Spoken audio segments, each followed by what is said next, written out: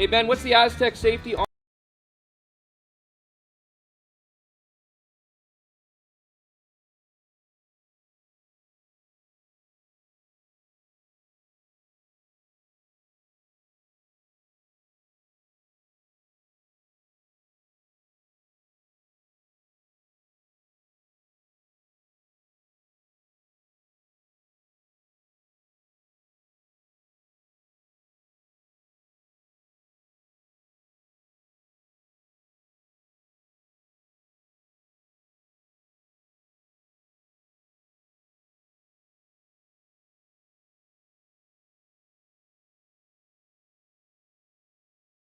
Welcome to the RockShop.net, the official store for the Grand Slam of curling. Whether you're looking for the best hats, stylish clothing, fun toys, or unique accessories, the RockShop has it all. Shop online anytime at the RockShop.net for exclusive Grand Slam of curling gear, or come see us in person at your next event. The RockShop.net, where fans find their favorite curling gear. A very pleasant good evening, and to our folks across the ocean, Ohio, and welcome to Curling Zone for the Allie Jenkins Memorial Mixed Doubles from the Martinsville Curling Club in Saskatchewan. We have this matchup here between Melissa Remeshylo and Dylan Derksen. They're throwing the Redstones. They're out of Martinsville, and they are taking on Chiaki Matsumura and Yasumasa Tanida from Nagano and Hokkaido in Japan. I'm Dave Schmel. I'm joined by Jim Nix. Connor Sins is on the production. And Jim, I know it's your first draw with us so far today, but we've seen some great things thus far. Yeah, I bet you have. I did have a look at a little bit of the scores, a few of the scores and stuff, and it seems like a lot of close games and a lot of good teams here, as you told me earlier. It's you get a whole lot of the top teams in the world, so that always makes for good curling. This team from Japan, for example, number 7 in the world, but did lose their first game, Dave. So they got a little work to do. Yes, they did lose their first game against Nancy Martin and Steve Laycock.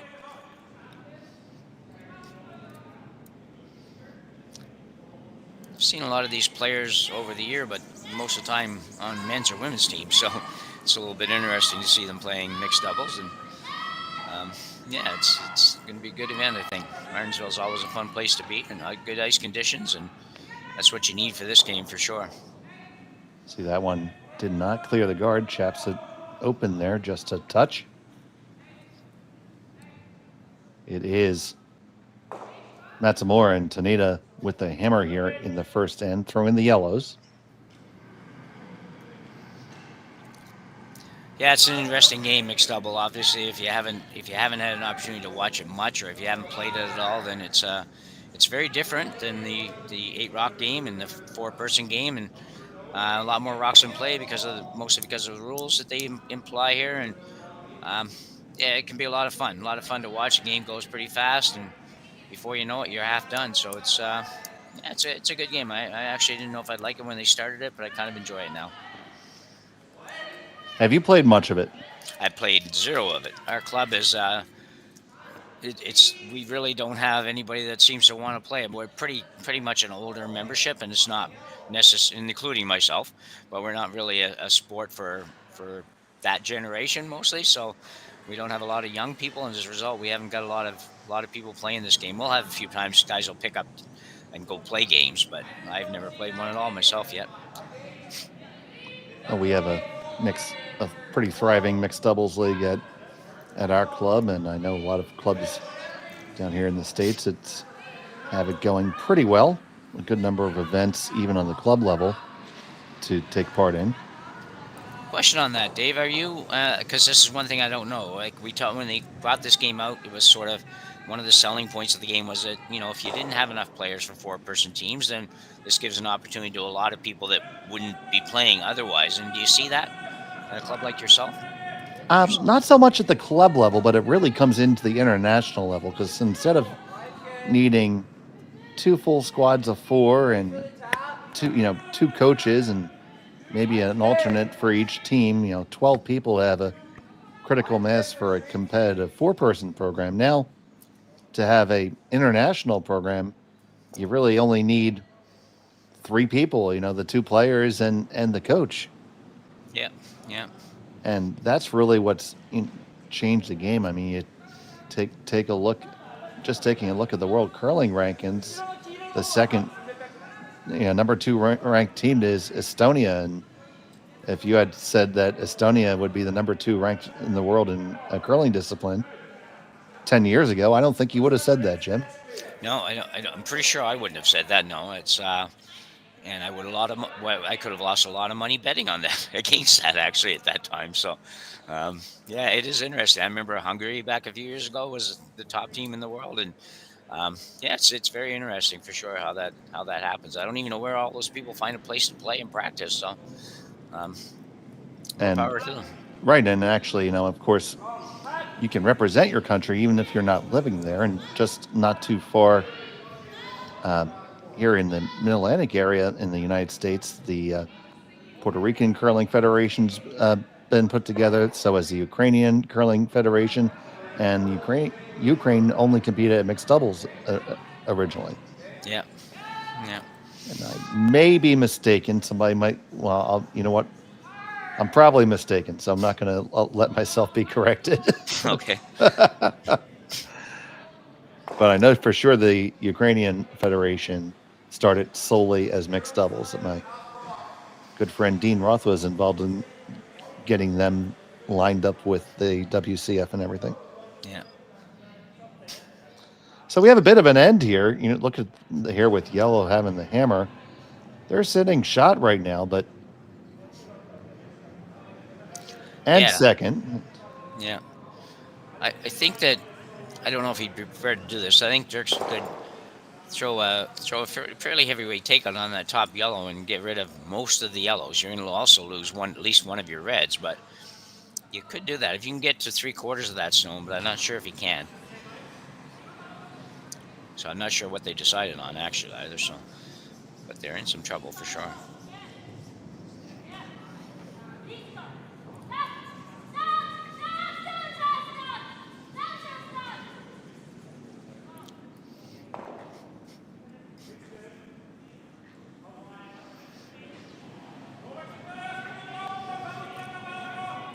In some kind of run back, obviously, on one of the two in front. Firing away with this one is Dylan. It's going to go over the top of everything and just be a peel of the guard. Don't think you helped yourself too much there. No, I don't think so either.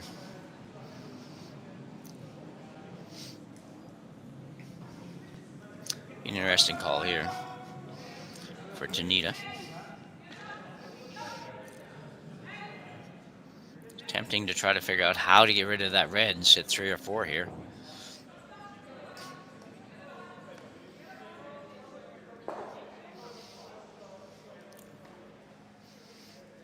Okay. So we're going to see how they decide to figure this one out here. I think as long as the red one hits that yellow thin enough, worst case scenario, he should probably sit 3 when this is done. I can't see how he's not going to lose at least one yellow, but he could sit 3, I think, at the end of it. He doesn't get very much ice, so I assume he's throwing, fairly good weight.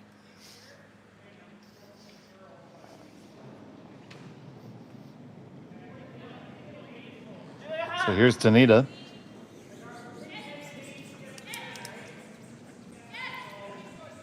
Trying to hold that line right there. It's going to catch that top one. The red one shoots out the side door, losing the back one. But you're right, you're sitting 3 at this moment. Now, it's not what you make, it's what you leave. So what do they leave, Jim? Well, certainly left a double on the yellows, a couple of different doubles. And I don't think the yellow on the center line at the top of the hat will jam on the outside red. So if it wouldn't, that's probably the easier double for her to make. And that would probably be what I go and take my chances. I'm going to sit right there if I make the double. So it's going to be a difficult 2.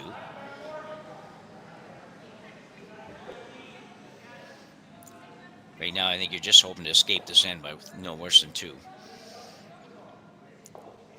He hasn't had much going here this end. He just couldn't quite get it to work out, get the angles to change and all that for them.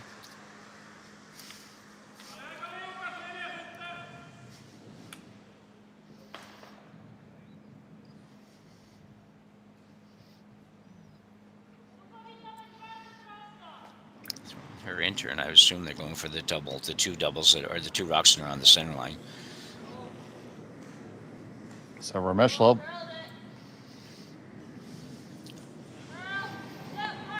Derksen trying to walk it over just a touch. Only gonna kill 1. And you're leaving your opponent sitting 2 and 3, so should just be a nose hit for 3, buddy. Yeah, a little unfortunate, but I'm assuming, Dave, that they were trying to get to the nose, more or less the nose of the one on the center line. That would have probably worked out better. And they just hit the wrong, which make the other double. They hit the wrong rock first, really. They had to hit that rock on the center line first. So a chance for a big 3 for our Japanese friends.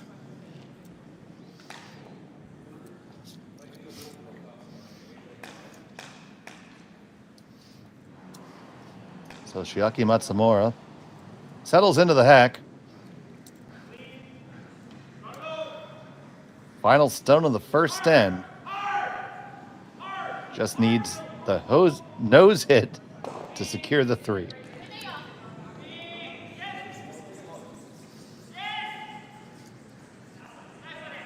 She hopped up to chase this one really quick, trying to hold the line. Looks like it's pretty good. Grazes the one in the back, but who cares? That's 1, 2, and 3. Matsumura and Tanida jump out to the early lead. Melissa and Dylan will have the hammer when we come back from Martinsville after this. You're watching Curling Stadium. Hey, Ben, what's the Aztec safety?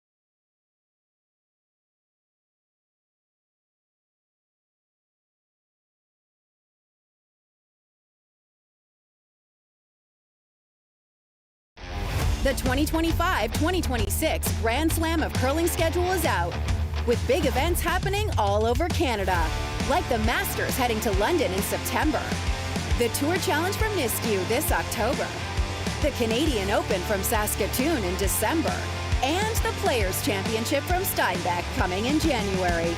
Early bird weekend and full event passes on sale now at gsoctickets.com. Let's rock. 20 yet, no. Hi, and welcome back to Martinsville. A big 3 ended there for Matsumura and Tanida. Thank you so much for joining us here on Curling Stadium. Jim Nix on the commentary with me. I'm Dave Schmel and Connor Sims making all the magic happening. And everybody watching us from across the sea, we see you there. I know it's very early, so Ohio and arigato gozaimasu for watching. We appreciate it very much. Yeah, big 3 to start the game for Matsumura and Tanida. Even in this game, we know that they can score a lot of points in this game, but 3's a pretty nice start. Pretty much controlled that end, Dave. I think they had the Remeshylo and Derksen did have a chance to get out of that with just a 2, but not the easiest double at the end of the day. They got caught in between them and only got rid of 1. So nice final shot, and all of a sudden 3's on the board.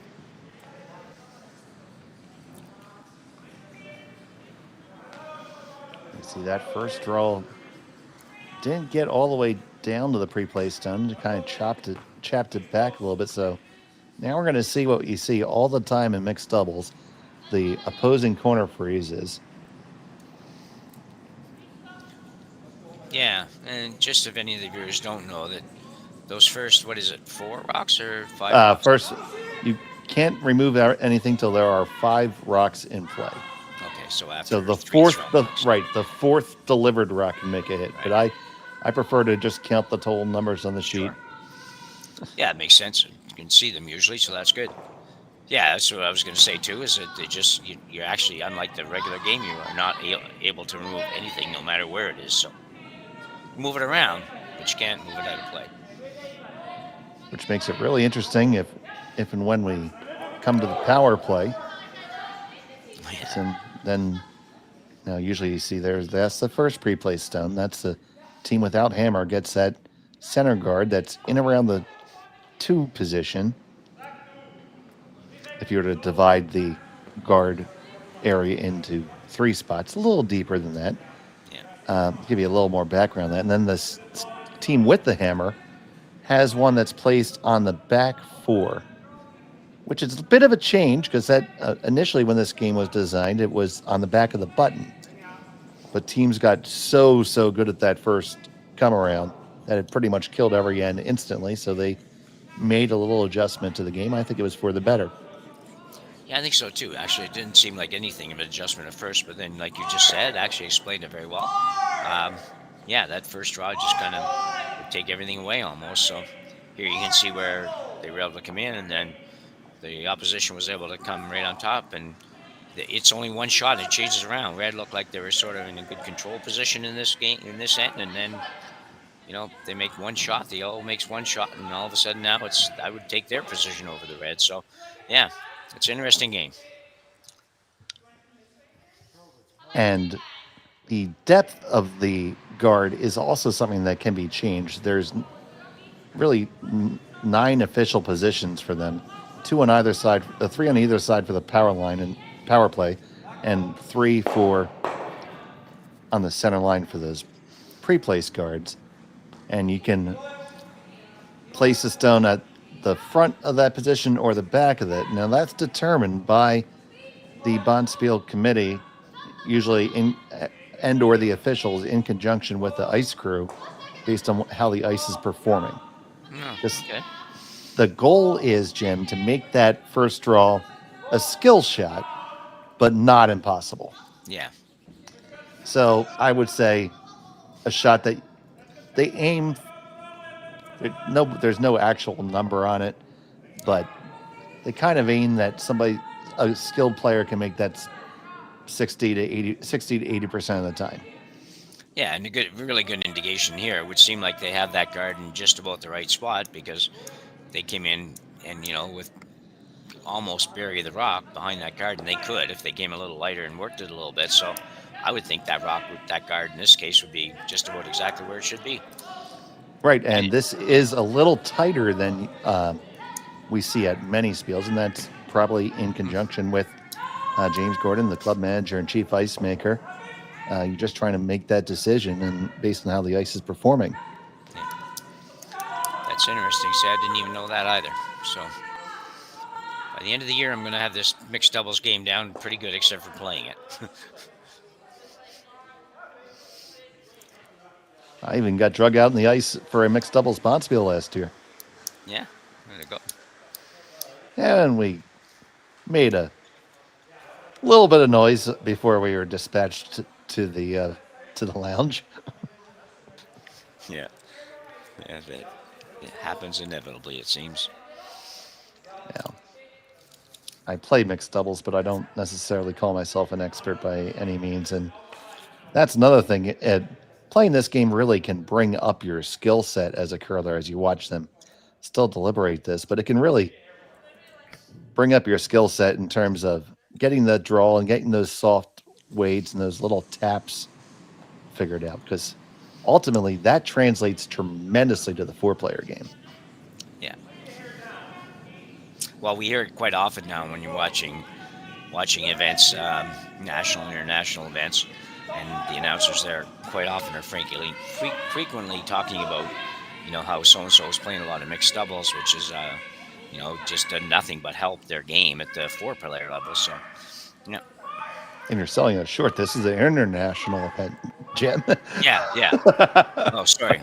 Yeah, We have 6 of the 8 top 18 teams in the world here. Numbers 1, 4, 7, 12, 14, and 18 are amongst the field here of only 18 teams. yeah, pretty impressive. I assume there must be. Usually they try to do more than one spiel in a row, so I assume there's a couple of mixed double spiels that some of these teams will be able to participate in over the next couple weeks or the previous week and this week, whatever. It's a long way to come for one game, for one bonspiel. So, Well, some of these teams will have to qualify for their nations at the last chance in Kelowna. oh right, yes, yeah. So, interesting situation here for both teams, but I'm not even sure. I think the red must be shot rock. Yeah, they are shut, and this is one where you could just guard it the rest of the day here if you really wanted to. Yeah, And I think yellow is quite happy with this being the scenario. There's no way that red's scoring multiple right now. no, You could press the issue and try to get a steal, and I think they are going to try to come around there. You see the room in the middle of the 8 and give just maybe back 4 weight.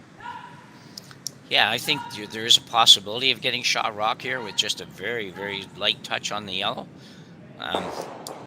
2 rocks to move, but doesn't have to move very far, and I think you can actually move the red far enough to be shot rock here.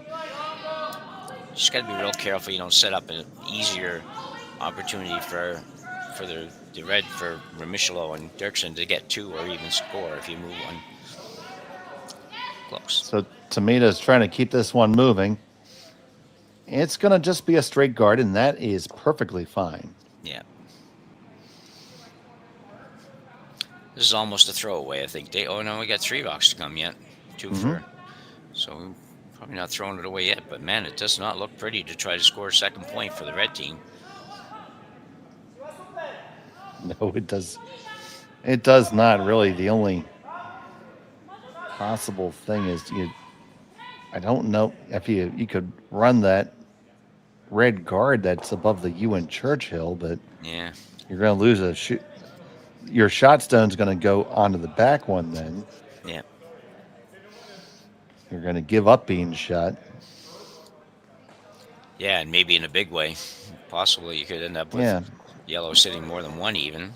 If you want to be sneaky, you throw a draw to the 12-foot on the right side as we're looking at the long shot. Yeah. And leave yourself something to throw a crosshouse on with your last. Yeah. Yeah. Definitely a possibility.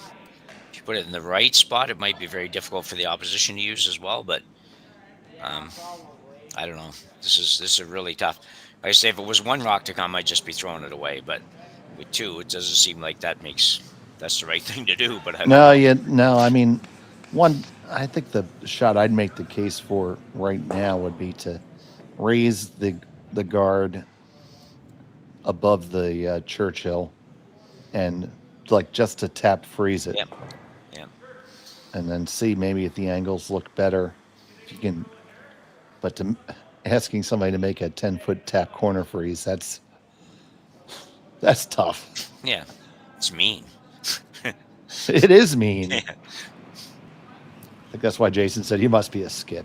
Yeah. This one's going to go over cripple, I think, unless they're playing a different shot. Well, they may just be guarding that yellow run, because that is a danger for them. So they're going to guard the guard, which I think is quite sensible. Just talking about being mean, if they want to be mean, they run that yellow in. If they could ever get to it, your red goes flying, and you're going to be throwing your last against probably 3. Yeah, this is kind of a perfect description of where you don't want to be when you have a hammer in an end. When you're throwing a guard on the opposition's raised hit with your second last rock at the end. So anyway, this will be interesting what they play. They could run the red back without probably not taking a lot of risks the way it's set up in there. I don't know that anything really would go really badly for them, but it might. So they might not decide to do that. Right now, guarding against anything more than the one is probably the right shot. I think might just guard that other guard. Yeah. Guard the guard. We're playing guard the guards here in the second end. Yeah, there you go. And that's what the ice is for. Yeah. You're going to play across the center just the same way. Just flip it. Yeah, it's one of those ends that I always figure you should just be able to negotiate 4 rocks to come. It's like, okay, you guys take one and we'll move to the next end. Well, we actually saw that in an earlier game. Nancy Martin and Lakecock with their opponents. They just looked down and said, okay, 1 red. They didn't even throw the last one. Oh, really? Yeah. Should probably do the trick. So we have guards on guards on guards on guards. We have accomplished our goal of having every rock in play. How would you say that in French? On guard?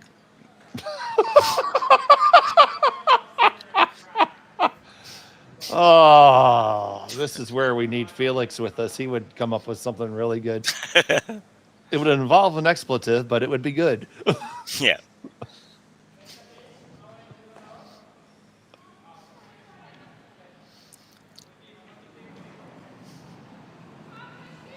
Oh, God.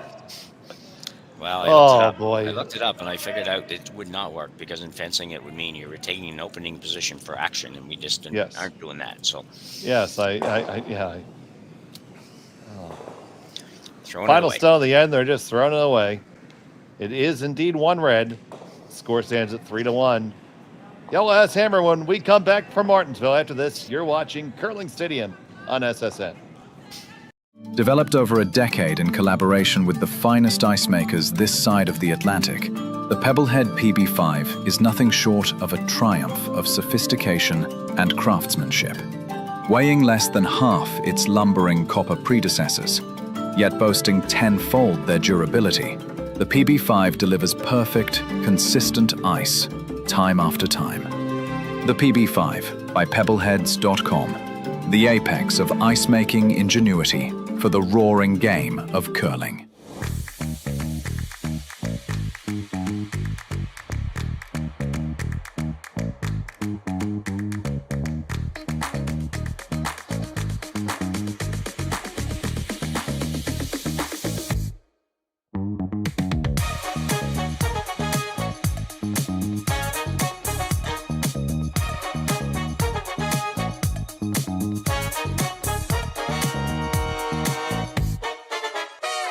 For over 20 years, the Sandra Schmirler Foundation has granted more than $9 million to hospitals across Canada for life-saving equipment for premature and critically ill babies. In the past 4 years alone, $4 million has been granted thanks to the curling community's incredible generosity. The need continues year-round, and with your help, we can ensure every baby has the chance to grow up and become a champion, just like Sandra.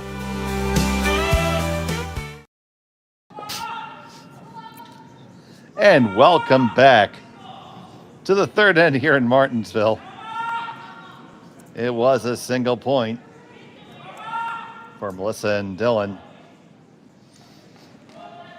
Shiaki and Yasumasa have the hammer here in end number 3. Happy to have you here with us on Curling Stadium. Thank you so much for joining us. Please like and subscribe. We have action all weekend long. 1 more draw tonight, 5 tomorrow, and 3 on Sunday. Please subscribe on YouTube. It'll keep you updated on everything. Now, this one is coming really close to the one in the top 4. You want to get there and just freeze. Little bump, but the angles are good. Angles are good, yeah.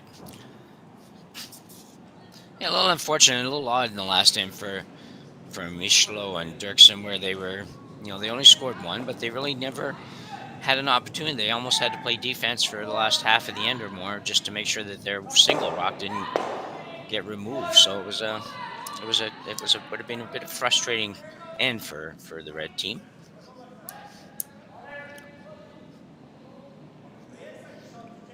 But Hammer, I think Hammer's always important in all the games, but I'm not sure that it's quite as important in this game. I think you'll see a lot more stolen points than you might in a regular 4-person game. I stand to be corrected if somebody wants to correct me on that, but it feels like it would be that way. Well, you can stand or sit all you like because you are correct.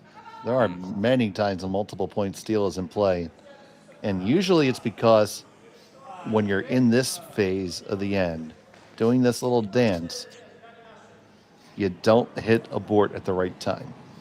Yeah.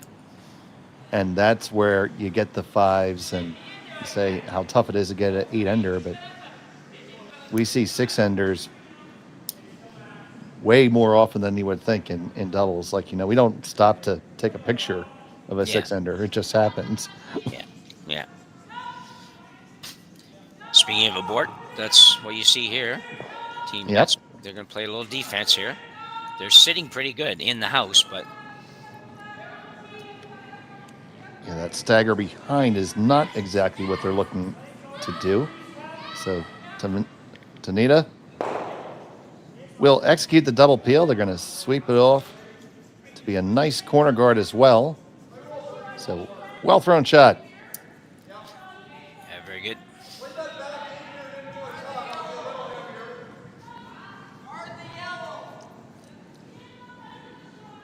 Gotta be really careful if you're going to try to guard that with one rock. It could be difficult. You could always hit the top one and roll off a little bit and try to maybe get a force here instead of a steal, but this overcurls at all. There'll be a pretty easy bump to sit 3, but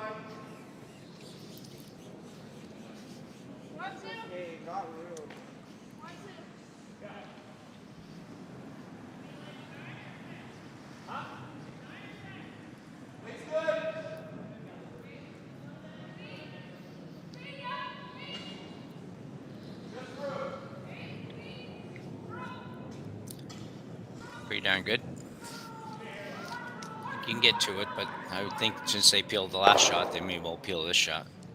Absolutely, and see all the commentary in the chat, and I want to, thank you so much for joining us. I know it's quite early over in Japan right now, so thank you for enjoying your morning coffee with us.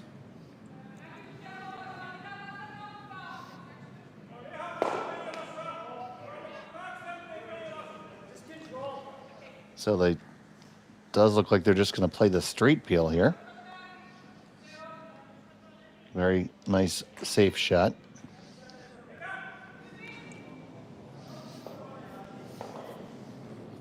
They are really in good position in the house, Jim. Yeah, they are. Yeah, I think this makes perfect sense right now. A lot of pressure on Remeshylo and Derksen here to make a perfect guard every time. It's just, like I said, his last shot or this shot just curls another 3 inches. Then they have a chance to go right after it. But it's really hard to throw the perfect guard here, because even if you guard the yellow, which is one that you're really afraid of right now, when you get a little later in the end, they can play the pick on the red. So it's hard. You need a really wide rock here. You should be able to get like a limited number of them per game. Wide rocks, yeah. Yeah. Yeah. Well, that'll be the next big thing. People will be out there with calipers measuring the rocks.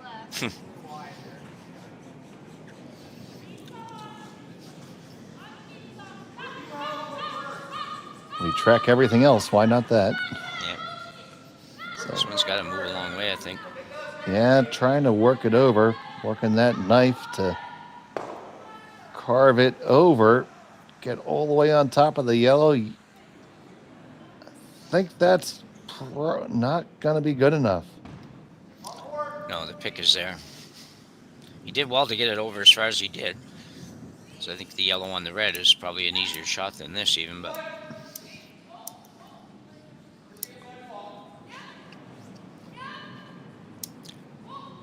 when we played the Scots on the outdoor on Dow's Lake in Ottawa, Ontario, way back in the 80s, Dave, the Scots brought their own stones with them, and they weren't all the same size. You know, they were, some of them were a little bit bigger, some are quite a bit smaller. It was very interesting. Didn't matter because we couldn't even, they could get it there, we couldn't. They had different rocks on the bottom, and our rocks, curling stones, wouldn't go. So they didn't need to take advantage of those different size rocks. But it was funny.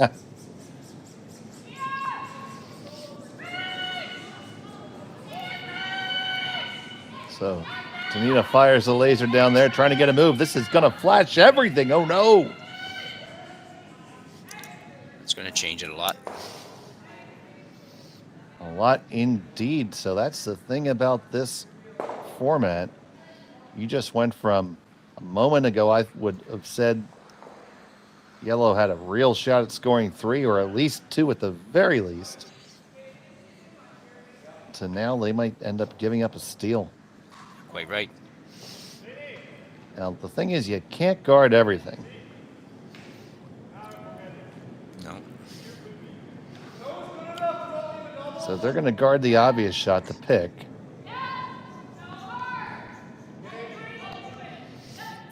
Yeah, and it's going to leave a run back, I guess, and if they want to play it or... Yeah, I mean, I think if you leg down place it, you want to be just deep enough that running the yellow in the long way is also fouled by this guard. Yeah.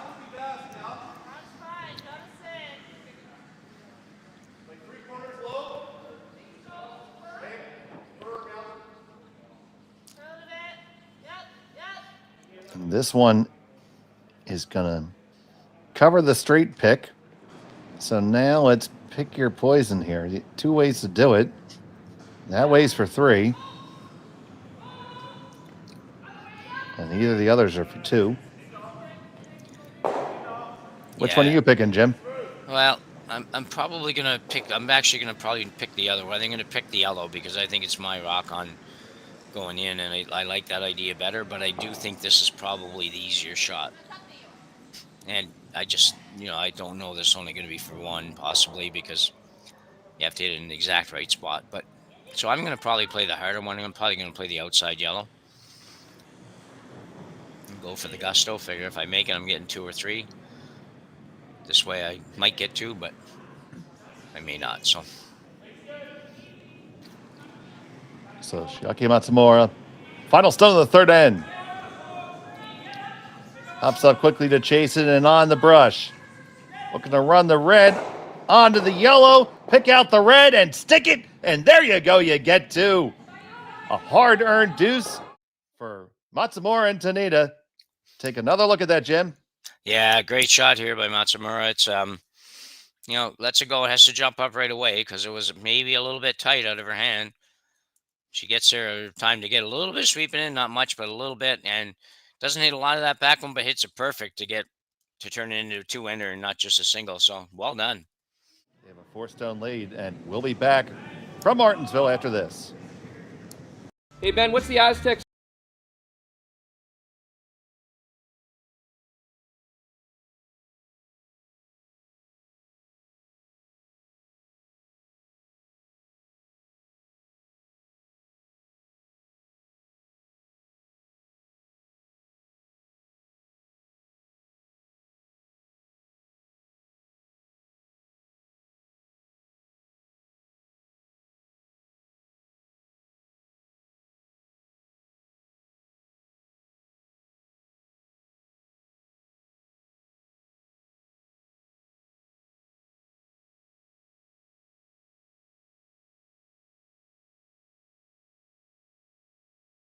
Developed over a decade in collaboration with the finest ice makers this side of the Atlantic, the Pebblehead PB5 is nothing short of a triumph of sophistication and craftsmanship.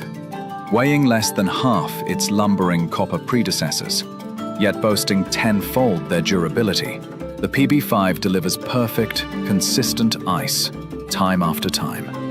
The PB5, by pebbleheads.com, the apex of ice-making ingenuity for the roaring game of curling. And welcome back here. It's the fourth end to play. And you see that was a big two-ender. And let's take one more look at that shot if we can, Connor. You can see this straight back, and it's probably a little above normal weight takeout for her. It's just kind of just a easy peel, if there's such a thing.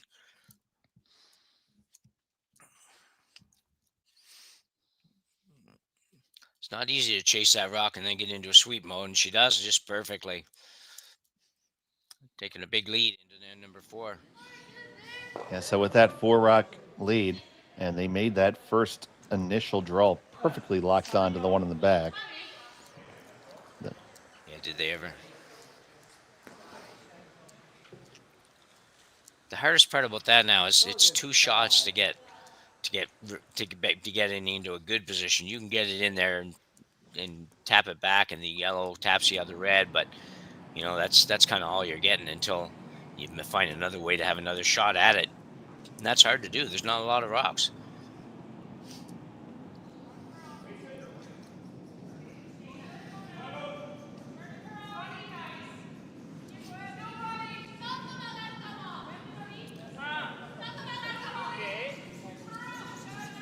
So the first, second from Tanida in this end. No, it's his first. I apologize. I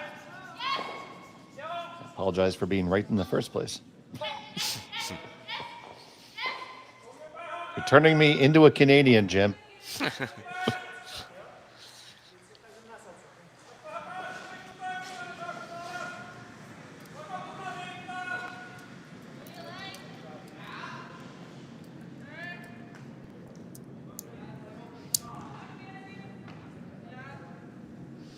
So you see them taking a look here. They don't want to abort right now because they need the rocks in play. So they're going to have to take a little bit of a chance here. Yeah. It just seems like it's going to take a lot of shots, but even if you peel the guard, then you're still not in a great position. But it's going to be interesting. This has to be perfect. The weight looks pretty good. The line looks pretty good. And the result is pretty good. So I'd say that's pretty good. I think it's pretty good. Not quite shot, but I don't think, anyways. You don't have to be shot to the end. No. Nope, not shot. It's top nose, and shot stone is bottom nostril. So not going to get overly greedy here. Just hit it right on the nose, I guess, and be in a pretty good spot for you. That's a good shot by Derksen, though. I think that was about as good as you could do out of that.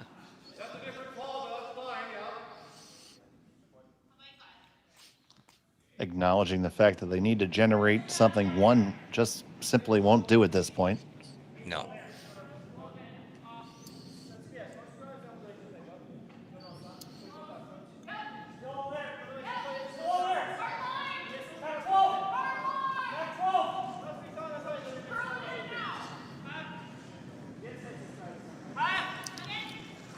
So Tanida.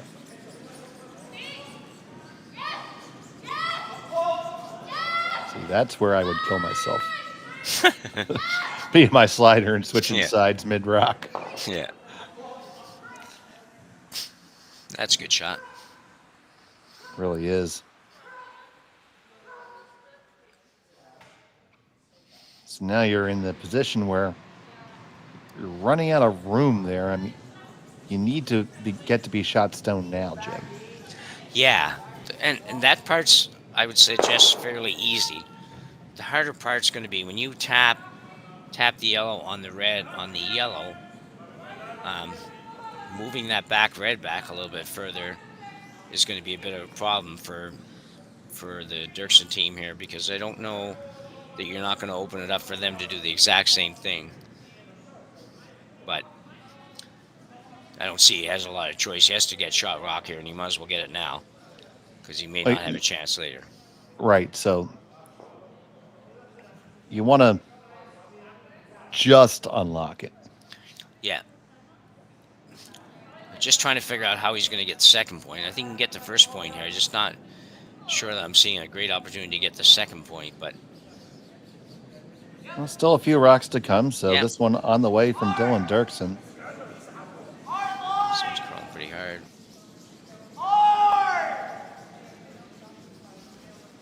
And it curled really hard, and it's on that guard. Good job of staying with it to leave it in something to use as an angle Yeah. later. Probably just a little light, I think, Dave. I know he didn't want to bump it real hard, but, that was probably needed a little bit more than that to keep it straighter. But it was a good effort.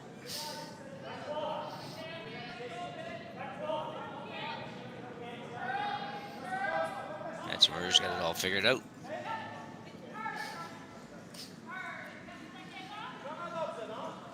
So interesting when the Europeans and everybody started playing a little bit more over here, and we saw them more. And for a few years, technically they were very good, but understanding angles in the game and what was going on sometimes was a little bit weaker. But not anymore. Like they don't, this is pretty darn good on the strategy side of things, whether that be the Asian teams, the European teams, or whatever. So I think it's a different game for sure.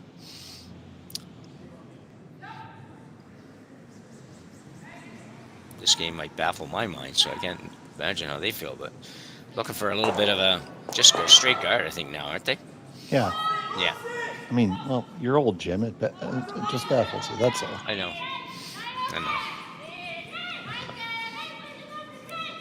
I want to be like you when I grow up. Short. I'm already taller than you, so I'll have to get shorter. So that means I'll have to get really old. Yeah, you're gonna have to live to be really old to get down to my height, I think.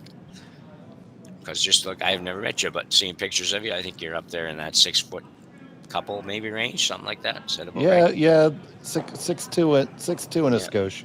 Yeah, 6'2" is fine. yeah. You're not that. You're just, 25 centimeters or so above me. So Oh, I mean that's on one ruler. So what do we got here? Got to find a way. You got to play almost the same thing again. I mean, Yeah. the shot is still there. It's still the shot. This young team, you see Dylan looking at it. Dylan is just 20 years of age from Hague, Saskatchewan.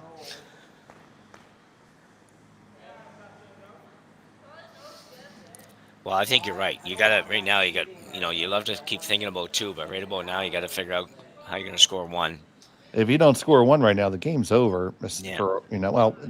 You're never really out of it in mixed doubles, but you're starting to get out of it.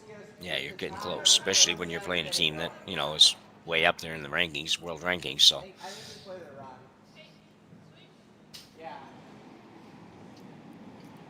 it's going to peel, I think. It's interesting. I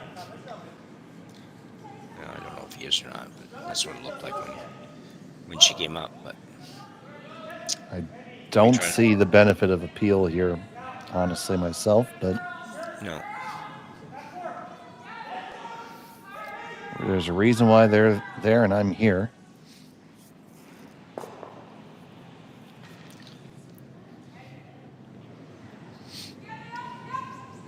He's probably maybe trying to run this straight back, but and that would work, but just seems like the other shot might be easier. Just close though.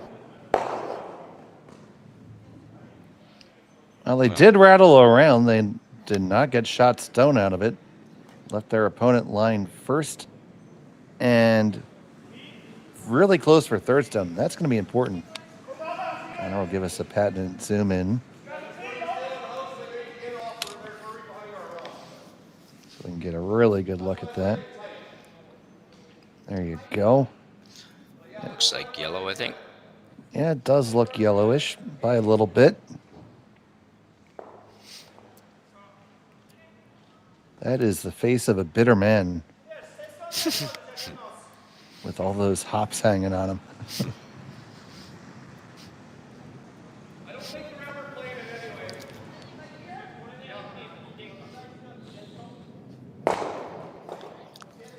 So looking here, I mean, you could, in-turn draw is certainly there.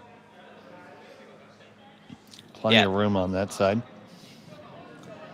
The simple all-day answer is just kill that red that they're standing in front of. Yeah.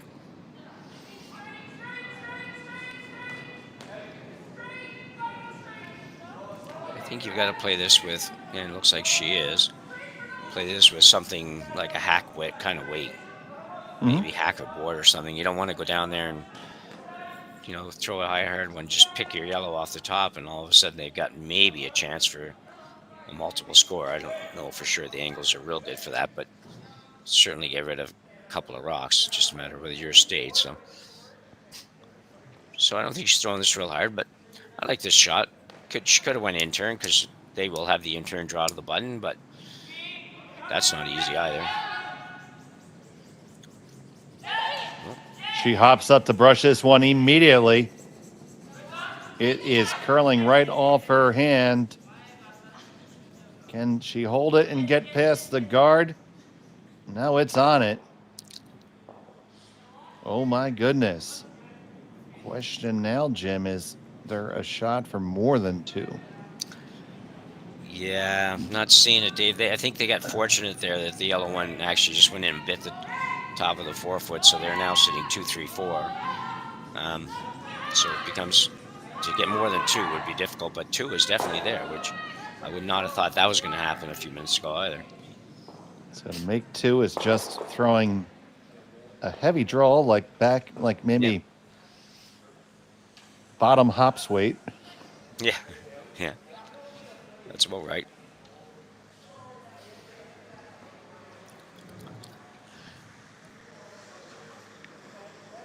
Definitely not an easy shot, but... Oh, no, this is not a gimme because you need to fully clear your own. Now, the plus is, if you don't, you're probably going to chap in for shot stone. Yeah. But you need this one here. So here from Melissa is the final stone of the 4th. Facing a steal of 1 with a chance to score 2. Derksen on the brush. Now just takes a look. Now, did you overbrush it? You're moving over to the carve here. Okay, you're going to catch yours. Make sure you roll for shot. Ooh, did he even get there? No, you did not. It's another steal of 1. Make that 6-1 in favor of Matsumura and Tanida.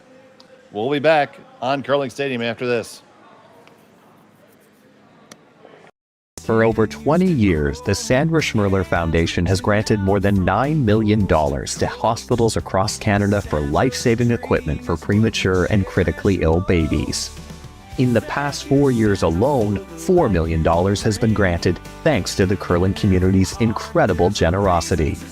The need continues year-round, and with your help, we can ensure every baby has the chance to grow up and become a champion, just like Sandra.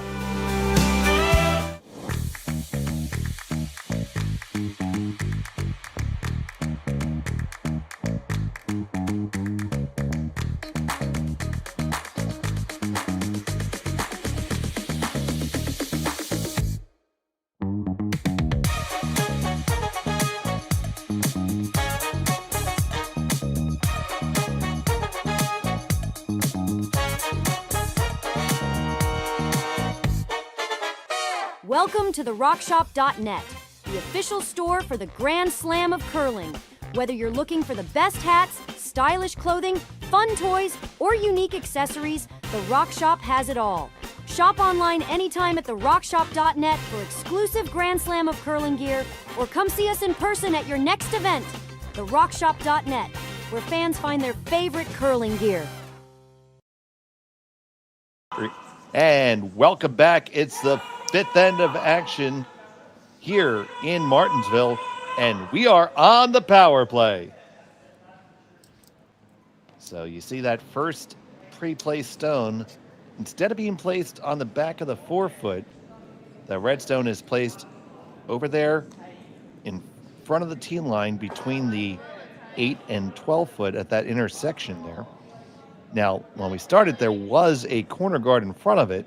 But the first shot played by Matsumura and Tanida is, I prefer to call it a push shot because it's not really a tick. People say because you push that guard into the rings, you're allowed to do that. And with the guard rule, Jim, you're allowed to lose the shooter on that shot. Yeah. Yeah, I think there's been some conversation lately, and we did a couple of mixed scale to doubles games back a while ago, and some of the conversation there circled around whether or not they might have to change that positioning or the rule or something for that rock, because most teams now will do what they just did here, and that was play the bump it into the circles, and it's their own stone generally, so it's going to bump it in the circle and kind of makes the power play not work the way they want it to work. So, but they did a good job of throwing the corner back up, so it might still work out for them.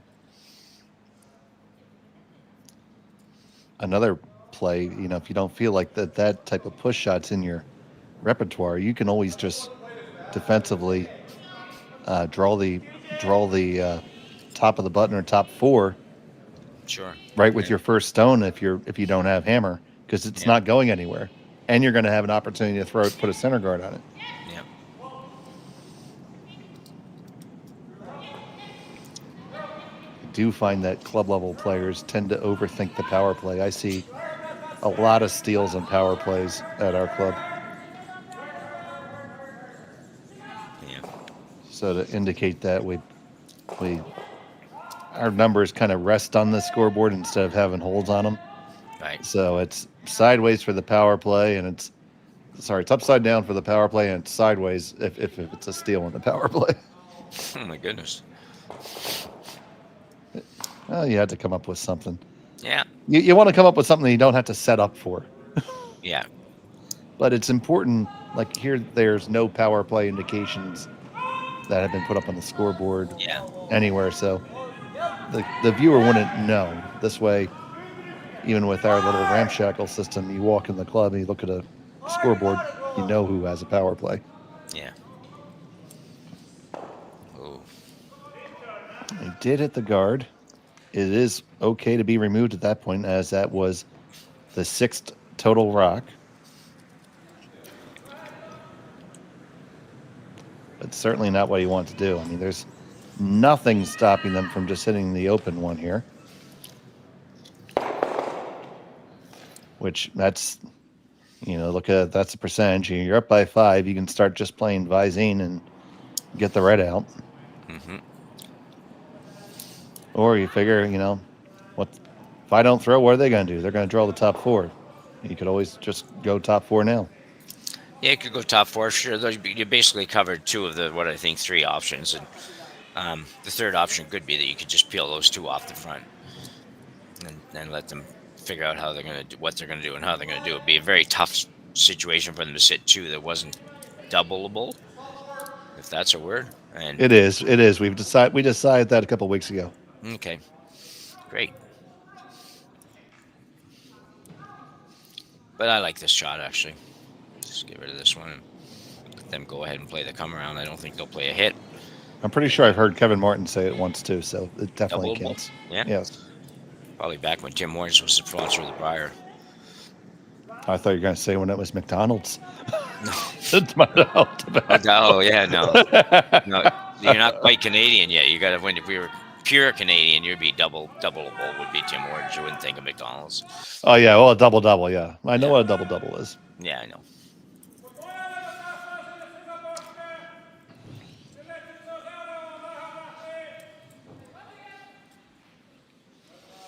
But they were very harsh on Jeopardy the other day. They asked them for what a double-double was, and the person who surprisingly knew that kind of what it was, she said 2 milks and 2 sugars. It's actually 2 cream and 2 sugars. So. Oh yeah, it's extra. Yeah, that was mean. I thought, well, I'll give her the milk cream. Who cares? Well, yeah, at Dunkin' Donuts, you just say extra. Oh, is that right? Yeah. Mm-hmm. Oh, okay.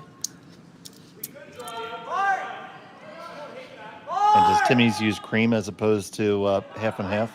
Yeah, they As use Dunkin' cream. does. Yeah. They use 18% cream. Actually, it's, Yeah, so does Dunkin'. Yeah. That's why these coffees are good. Yeah. Secret to everything in the restaurant business: put more fat in it. Your dish doesn't taste good. Put a stick of butter in.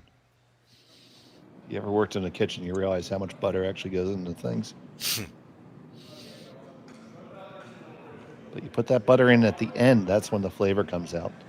Yeah. Actually, since we have a team member here from Hokkaido, oh my goodness, I had the best bowl of ramen in Sapporo, miso buttercorn ramen. Give me a corn emoji or a butter emoji in the chat if you like yourself a good miso buttercorn ramen. It is fantastic. Such a rich broth, full of umami, and just the corn and they put a pat of butter on it, and it just brings it all together. And ramen's a noodle, they take it, is it? Yes. I don't even know that, yeah. I thought it was, but...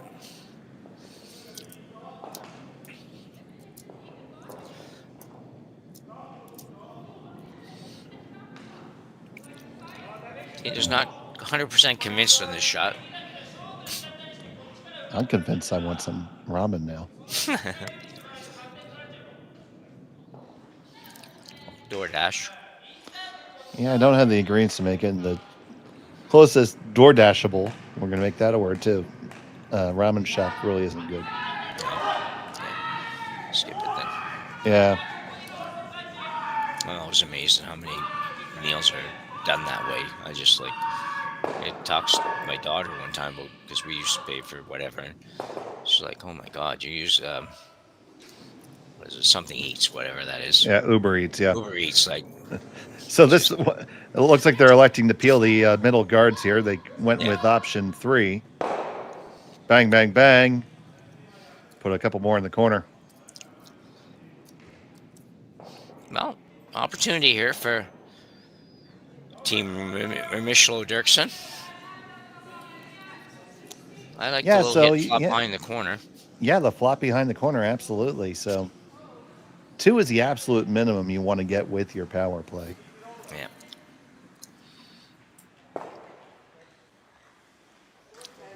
Actually, with this number of rocks left, yeah. Well, you still want to get behind the corner a little bit if you can, because otherwise they're going to play the double.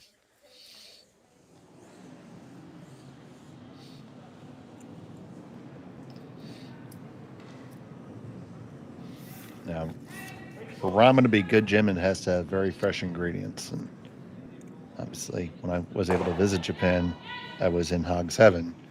But here it's a little bit tougher to find because you need a place that does sufficient volume that they have enough good stuff. Yeah.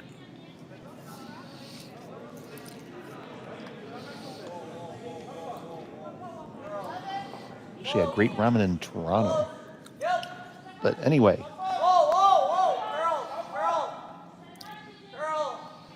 This is going to get there. They're not going to get much of a roll, or any. And, well, to quote the great Jim Nix, they might be doubleable. Yeah. Doubleable. Yeah. Worth a go, anyways. It's not a gimme for sure. They're far enough apart that it's not super easy. That's a shot I would call for myself. So if I would call for myself, it should be easy for them. Okay. That's a good way to look at it.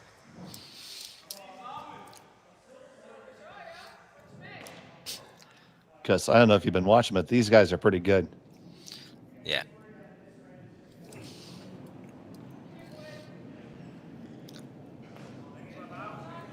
Oh, she's throwing an out-turn at this.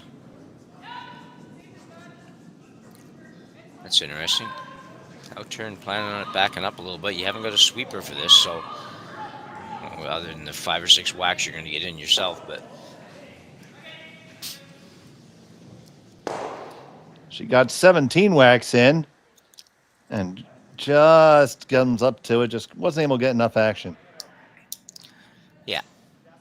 It's always interesting, the shot choice there, and I know that shot going that turn will go a little flatter, but it also doesn't come off the target stone quite as hard. So I would have probably went with the intern and keep the same rotation so the rock doesn't change direction or doesn't change rotation rather, and get a little better bounce off the other one. But either way, it's still a pretty good shot actually. Turned out not too bad.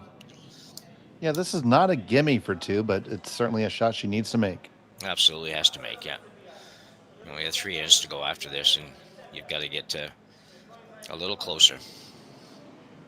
So, Alyssa Remeshylo, final stone of end number 5. They got 1. They need 2. Just going to draw for it. Just have to come down to your own. Dylan Derksen on the brush. He's got his head down. He's looking. He's checking. He's looking and he's checking. Got to make sure he gets past the guard. Got to make sure you get past the guard, Dylan. Head down. Let's go. Does it spin in enough? Oh, I think it did. It's 1 for sure. Did he get the second? I think so, Jim, and so do they. They get that score 2 with the power play. And we'll be back from Martinsville after this.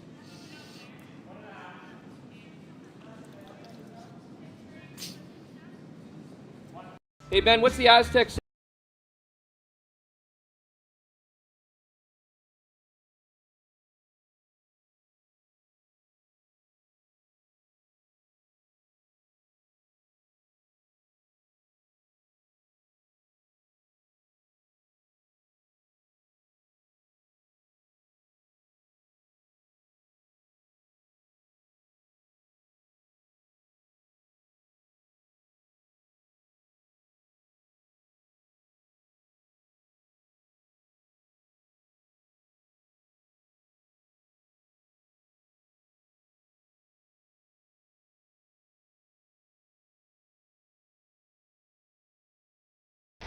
The 2025-2026 Grand Slam of Curling schedule is out, with big events happening all over Canada, like the Masters heading to London in September, the Tour Challenge from Nisku this October, the Canadian Open from Saskatoon in December, and the Players' Championship from Steinbeck coming in January. Early bird weekend and full event passes on sale now at gsocktickets.com.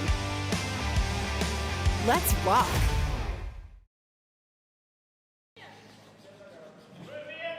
And welcome back. And we are on the power play again. And that turned out it was just a single point.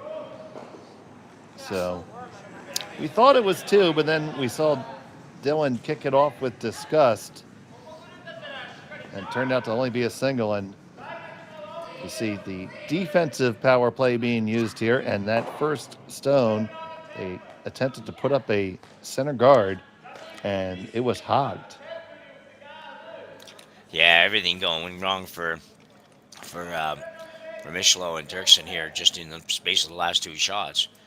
Dylan worked really hard to make that last one. He was just so close. I mean, he went wall to wall with the broom and just didn't spin quite hard enough off the other one to score. And then the hog rock here is just, it's just might not be your day when that kind of stuff happens. That's insult. Yeah, that's insult to injury.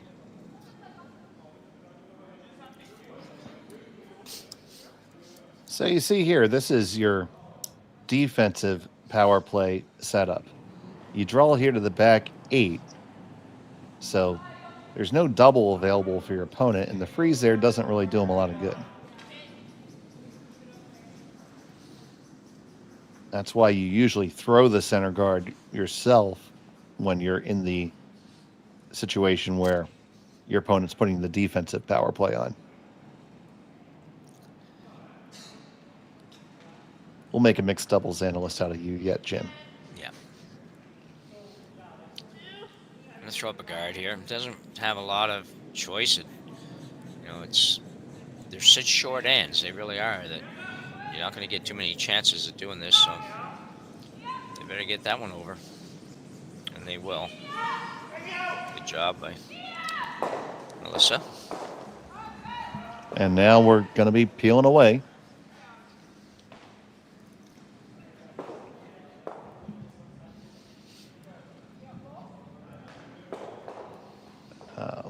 of ramen related comments in the chat. Sapporo miso butter ramen is delicious, says our viewer. Is that English? You're reading? No, I'm using the magic of Google Lens. So, Oh, right. Okay. to Because I the was going to say, to the folks that are nice enough to engage in the chat, and I do leave a greeting in kanji and romanized Japanese, but I can't read it. So, but I do very much appreciate every one of you watching. Quite honored to have you with us. So I might decide to come around the corner guard here and be sitting number 2. Dave, just to change this up a little bit. Maybe I can get the other team to maybe peel the guards, not wanting to get in trouble, and then I have a chance to maybe sit 2, which is about the best I'm going to get here right now. So I might be tempted to do that. I don't know if this is right or wrong. I just think that No, yeah, I think that's a perfectly valid point, Jim. I'll play this a little bit more by the book and say they had to have a center guard and hoping for a stuff. Yeah, it's just hard to get that anymore. Everybody throws it so hard. It might have given the broadcaster's curse here though, and he might just do that. But we're gonna hope we didn't do that today. yeah.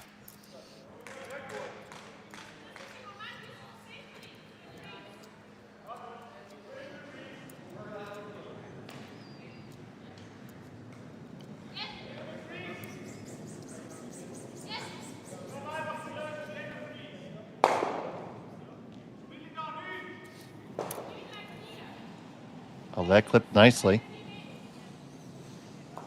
No problem on that peel.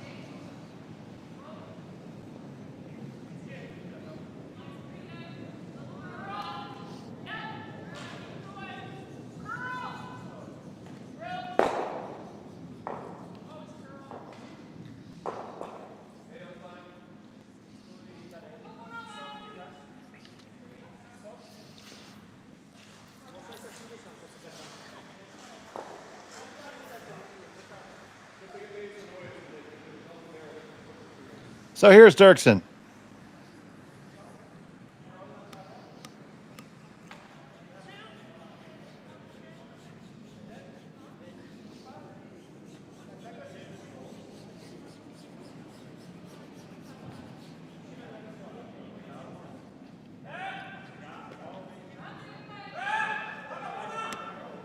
Looking to put that guard up there one more time.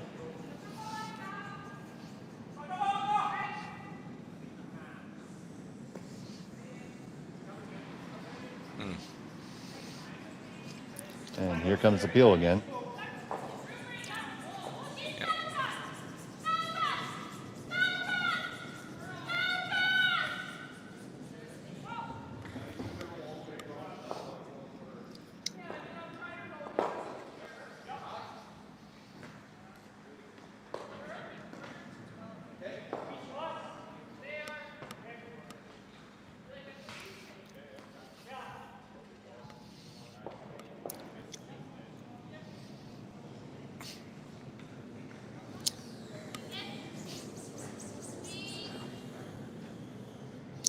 So one more peel. There it is. As we keep on riding the shampoo train. But now they're going to try to freeze the one back here with the list. Yeah.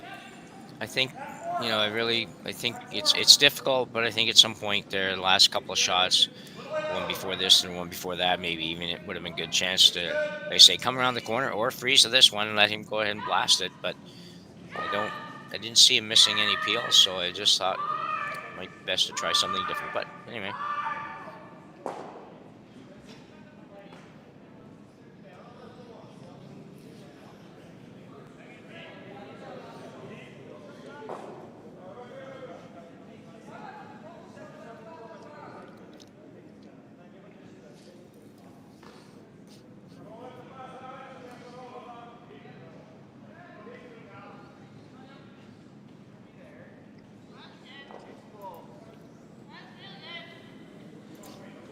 So this is a shot you gotta make well. Can't give up more than one here. Or else it'll be good night, nurse. This does look pretty good. Need to lock right on those last little swipes from Dylan. Gets it pretty close. Yeah, it was a heck of an effort, to be honest. I mean, it wasn't an easy shot to get it where it's difficult to remove, and it is. Like, she's probably not. I have a hard time believing she'll ever get two out of this, but can't hit much more than maybe a half a rock and get the red one out. Maybe if she just picks a clean, Dave, that might be a possibility. I think that's the way that they're looking to do it. Pick it clean and get it. But I mean, it's just as easy to draw down and take one. I mean, yeah, you're probably close to handshakes either way. Yeah. And to our viewers from across the sea, we will have a Japanese language commentary on the next draw on our curling zone. So excited to have that as part of our offering on Select Broadcast. Final stone in the end. They clip it, get it all the way across, and it will just be that single point. So it's a 7-2 lead. Red has some work to do when we come back. You're watching Curling Stadium. Developed over a decade in collaboration with the finest ice makers this side of the Atlantic, the Pebblehead PB5 is nothing short of a triumph of sophistication and craftsmanship. Weighing less than half its lumbering copper predecessors, yet boasting tenfold their durability, the PB5 delivers perfect, consistent ice, time after time. The PB5 by Pebbleheads.com, the apex of ice-making ingenuity for the roaring game of curling.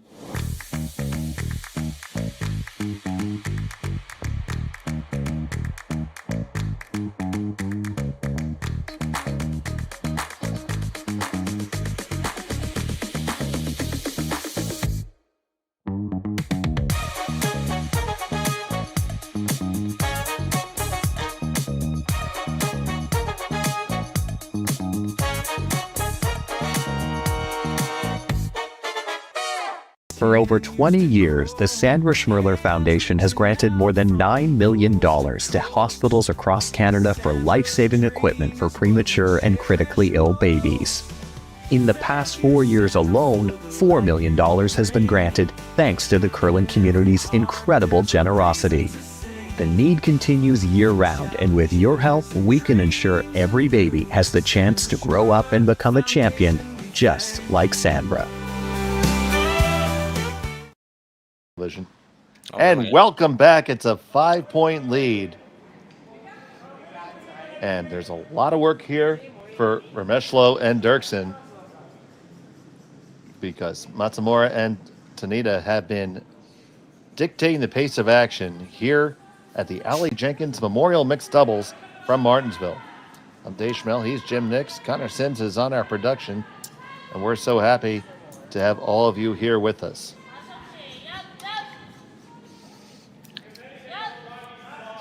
Yeah, good final shot there for Matsumura. She didn't really have much more than that. Scoring more than one was going to be very difficult because Melissa Remeshylo, I thought I knew how to say that a little while ago, but made a really nice draw, really. I mean, it was going to be really tough to do any better than that.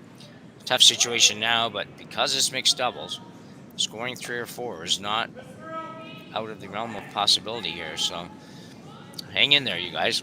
For those of you that are watching and thinking it's time to move on, I wouldn't do that just yet. Not in mixed doubles.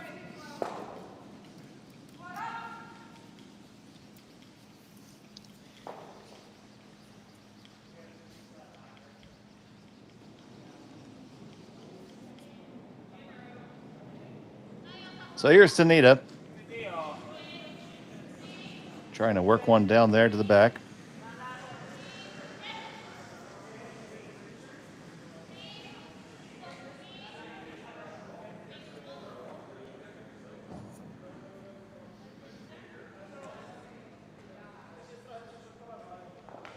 This one just a touch too heavy, so first opening that's really been available for Remeshylo and Derksen thus far.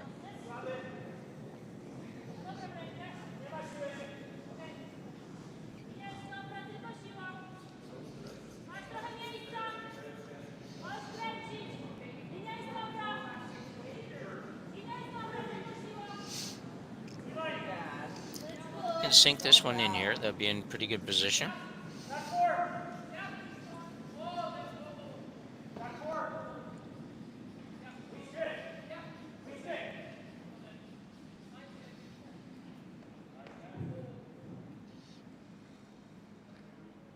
And just a touch heavy as well.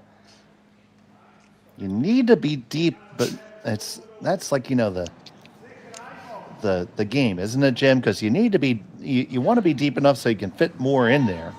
Yeah. But if you're too deep, you let your opponent draw in there and take it away from you. Yeah, ideally there. I think you had to not worry about being second shot. You had to get that one buried and above the tee line. So even if it's, you know, even if you're, well, you probably still would going to be sitting too, but top 4 foot there anywhere would be a good spot. I say anywhere partially behind the guard. Just move that rock straight up, you know, 2 feet, and it's really, really good. As it is, gives Tanida a chance to kind of take it all away here. But he's got a little bit of heat on him at least.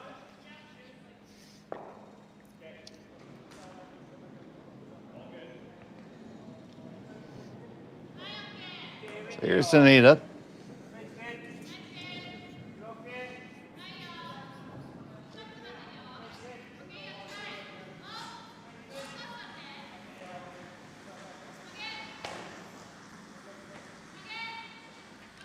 And Yasamasa works it on in. Does leave it a little bit open, so still some room to get past there, I think, Jim. Oh, absolutely is, Dave. I think it's, you know you're going to have to play some difficult shots, so it's not an easy shot, but I think he can get to that. And even if he just gets to the nose and it bumps a little bit on the red at the back, just can't overthrow it. And if you get to the nose, then, you know, you can leave that there. Yep. And run that red that's sitting there on the H of Churchill with the last one. Yeah, I agree. So they have to leave that one there for a while. And I just threw in the chats for our friends from Japan. We will have the Kawana Aoki draw next draw available with a Japanese language commentary. The link will be on our YouTube page. So we're happy to be able to offer that for this event on select draws.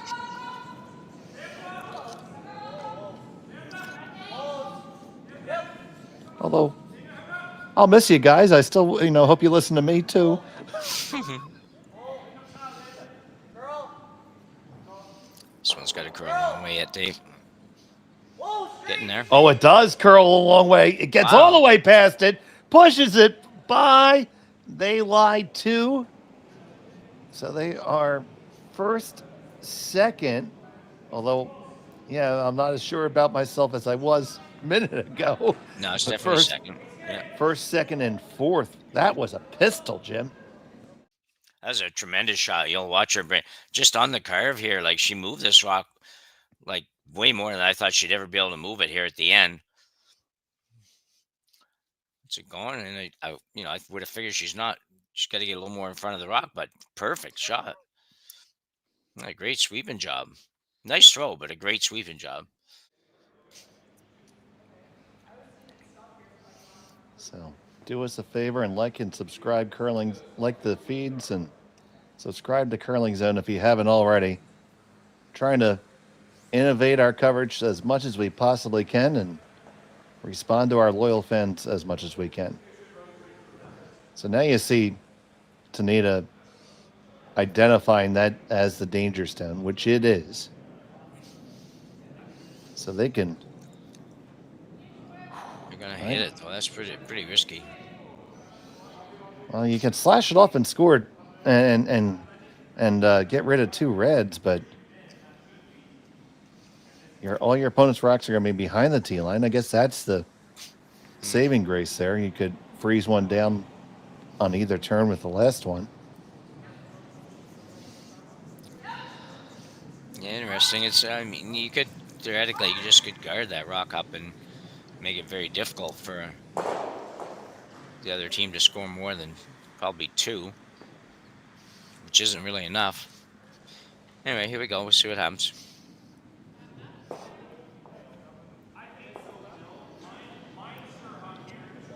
So bringing the heat is Tanida.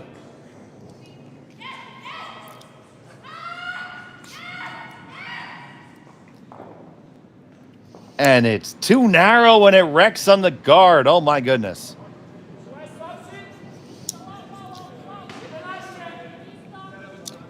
This is getting very scary, I think, if you're... And that's the thing about mixed Tanida. doubles. Yeah. So taking a look at our other games on the sheet, because they're going to think about this for a second. Give you a quick update.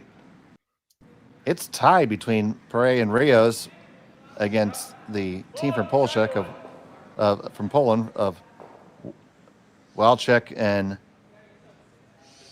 Augustinek. I'm Polish. I should be able to do better than that. Augustinek. That's it. Okay. That's how you say that. Yeah. Over on sheet 3, the Springers have a 3-2 lead over Kalk and McAlpine. And over there on sheet 4, you see that score now 4-3 in favor of Nancy Martin and Steve Laycock over the Finns.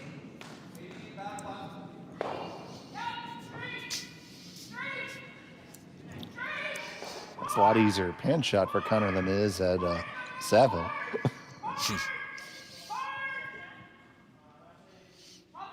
So Dylan Derksen electing the little downweight tap here, it appears.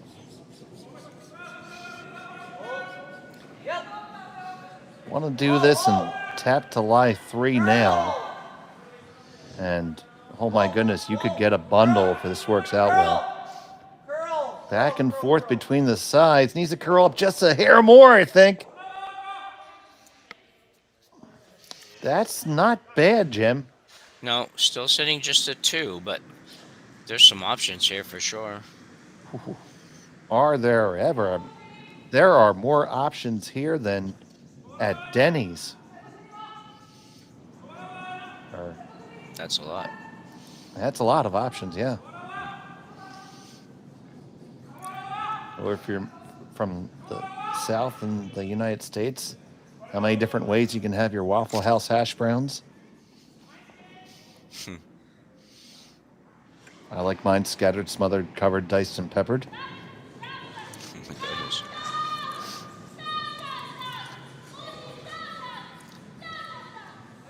Went to Florida with my mom and dad one time when they had to talk them into going because Dad never really saw the point in going somewhere warm in the winter. He loved the hockey rink and the curling rink and everything else.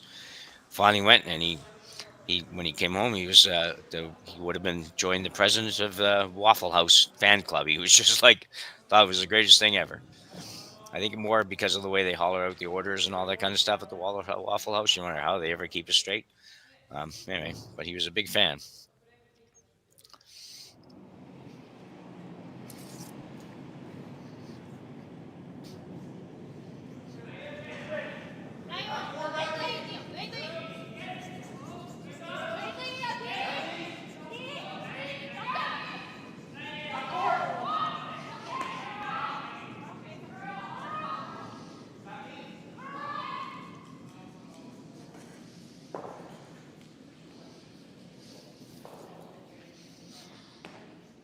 Okay, so it rolls over there. It's still 2 for red at this moment. How do you make that into 5? Because that's what they're thinking. To make it into 5, I think he's got to, and I don't know if there's enough room, but there might be. He has to hit that yellow really, really, really thin. Like just off the top of the eye there on the logo. Hit it really thin, go across and take out the yellow. Or he can come down here on the out turn, probably hit the yellow, probably maybe turn it into a 3-hander, but that's about all, I think. I don't know if that's enough, so.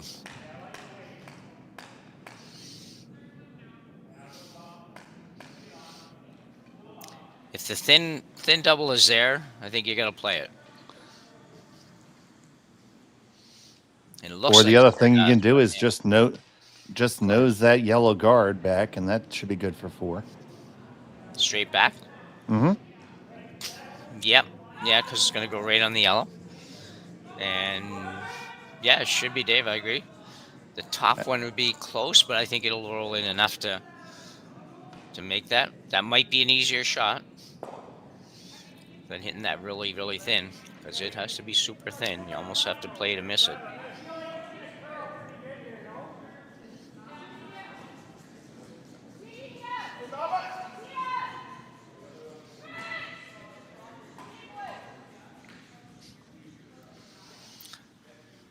Having a hard look at this.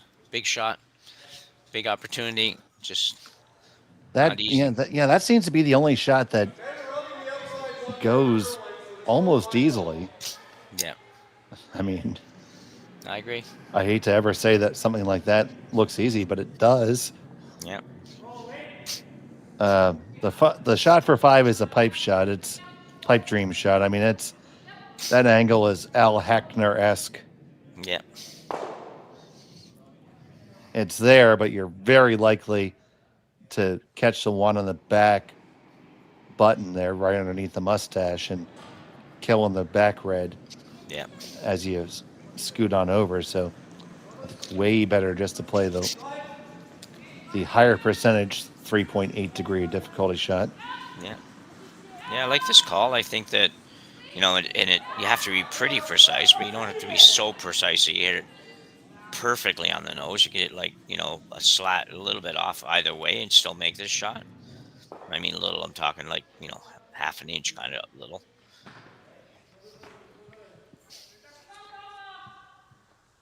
So for Melissa and Dylan, this is the shot they need to stay in this game. Final stone of the 7th end. Throwing it nice and easy. Little doesn't have to move things a mile. Dylan on it hard for the line. He's got his head down here, trying to hold it. Now it's off. Really, really close. Needs to curl up just a hair more. On it, push it back. Do they all count? I believe they do. That is for sure 1, 2, 3. And is it 4? Really, really close, but 3 all day. Let's see what they figure out here. So they're going to remove the stones that they agree on. We know those 2 are good. We know that one's good. So is it the one on the chinny chin chin or the one on the eyebrow?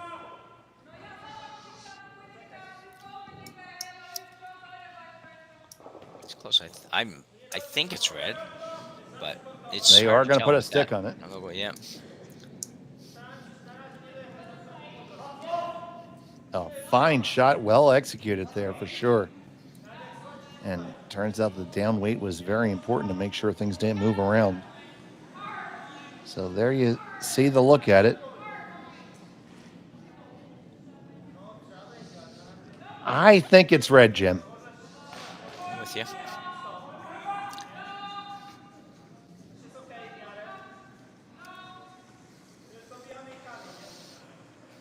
I think I'm up a quarter on you, so if you want me to take yellow, I can take yellow so you can get back to even. That's how close it is. I don't really care which color I have. Okay. All right. Let's see. Oh, that's red all day. So there it is. That's the 4th one on the board. And we have a game. One more look at that shot, Jim. Yeah, another quick look at this. I was a little afraid Dylan might have kept it a little too straight towards the end there, but she did, like you said, she played this with just like a boardish kind of weight, maybe, just to try to be able to work it. And she only hit a half of that red stone, like we talked about, and still managed to make it. So great shot by Melissa Remeshylo. Call her anything, but don't call her late for dinner. No. 8th end of action is coming up right now, getting those stones set up. Hey, Ben.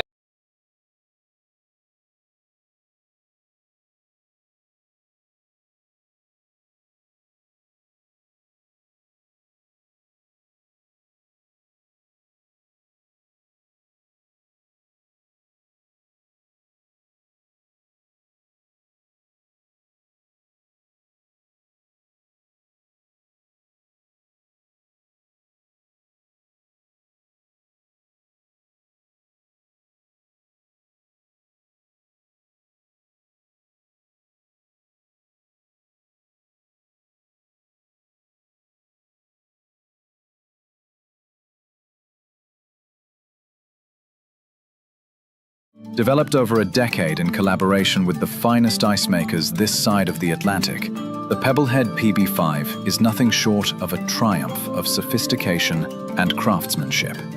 Weighing less than half its lumbering copper predecessors, yet boasting tenfold their durability, the PB5 delivers perfect, consistent ice, time after time.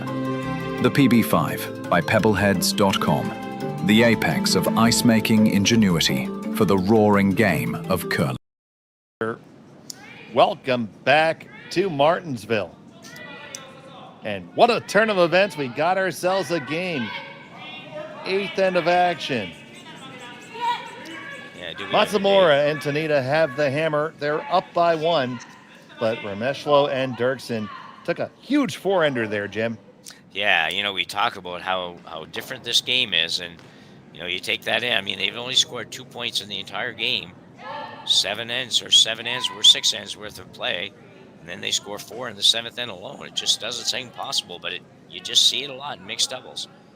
And it goes back to that shot that they were thinking about. I believe it was Tanida's second stone of the end, where they were thinking about hitting the open one or drawing or peeling the guard. They elected to peel the guard, and then things kind of went sideways.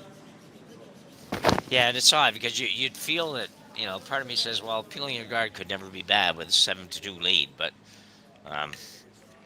so. But now they've got to fight for it.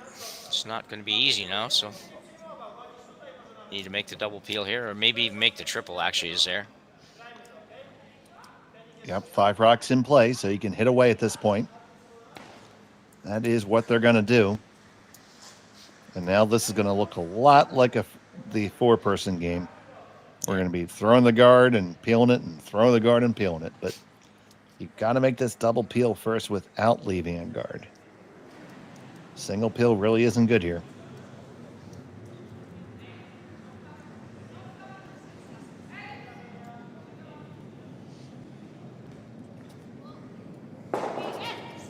So Tanida.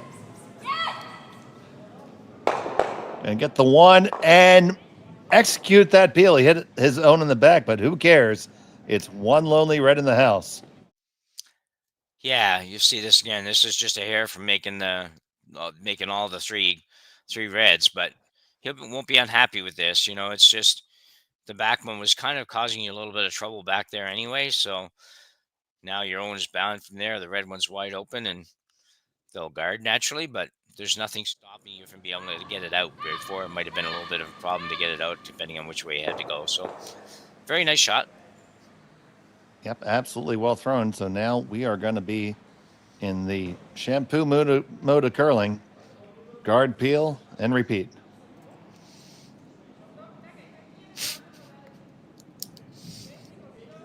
So here comes the guard.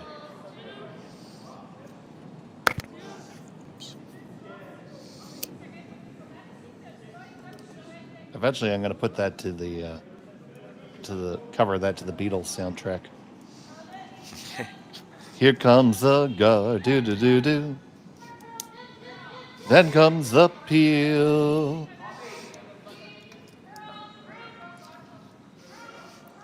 Well, you got another chance because peel's coming up again.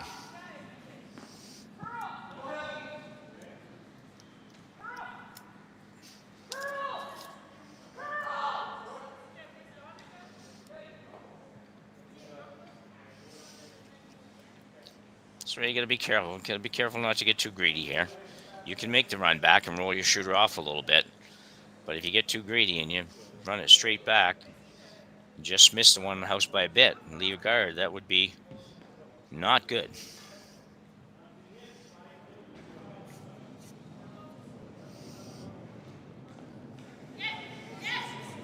So here comes the peel.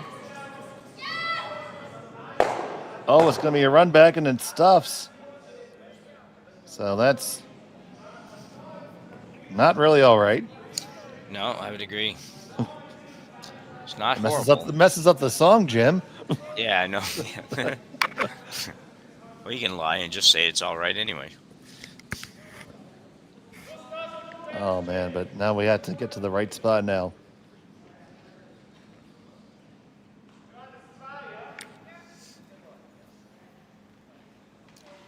Well, a little bit of opportunity here. The mic app where I can speak into it.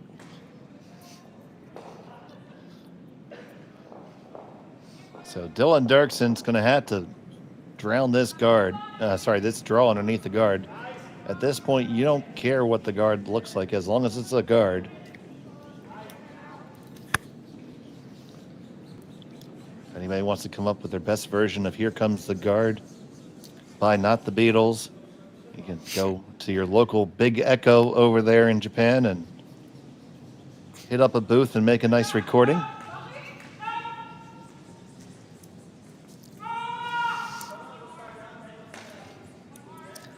That's pretty good. He would have liked to have been a little deeper than that, obviously, but it's not too bad. Because you can almost, it's almost going to serve as another guard. Yeah.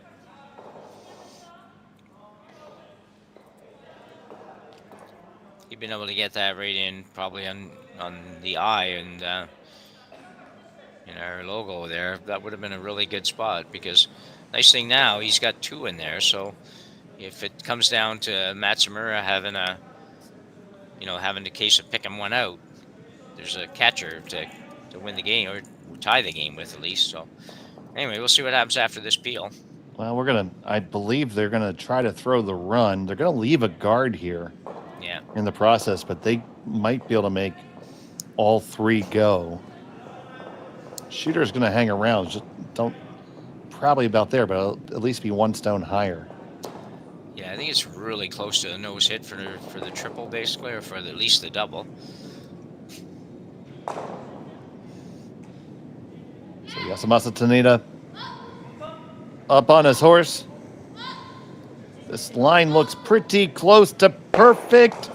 No, it's not. It just grazes the 1. So it does open things up again. They do end up making the double peel and losing the shooter. Yeah. Yeah, it's not all bad for sure. So you have 1 stone left. They're going to probably place it right there in the forehead. Yeah, I think that's a good spot. Choose between a draw and a hit. And where? I think they're hitting if you go there. Now, if you where Dylan has the broom. where Dylan has the broom, that's a little bit too deep. Yeah, I agree. You got to make it that a hit requires a roll of some sort. You could throw it like just in the 8-foot, kind of just below the H there, somewhere around there, and sort of you almost force them to draw then if you thought you'd like to make them draw. Mm-hmm. Oh yeah, you could absolutely throw a guard. That's a very valid thing. Yeah, top, maybe almost even just top hat. Yeah. Yeah.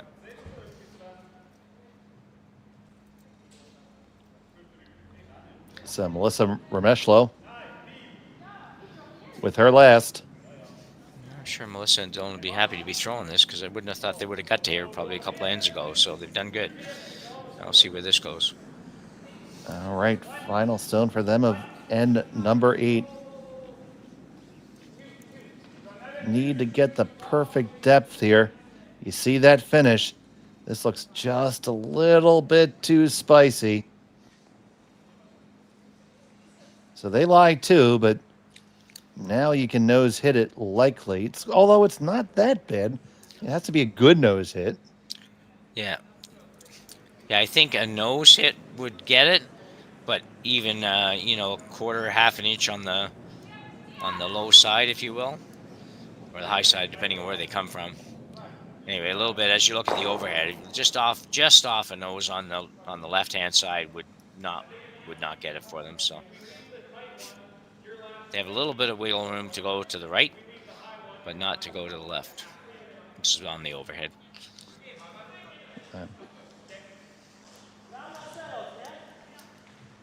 You could always act like you're throwing the double, and as long as you don't completely flash it, you're never losing. Yeah. No, you're right about that. I just would be, knowing me, that thought of flashing it would run through my head, and you don't want to throw Well, any that'd gun. be that would be the Yeah. only thing I can think of. Yeah. And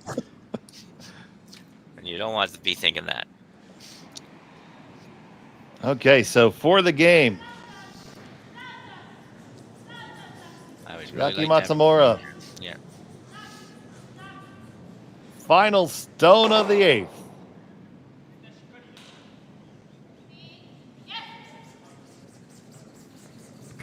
Tanida on it hard. Now off. Feel pretty happy with the line. And they get the hit. The little rollover. Does it hang on? No! It's going to be a steal of 1. And we're going to have bonus curling here in Martinsville. Hold on to your seats. We'll be right back. You're watching Curling Stadium.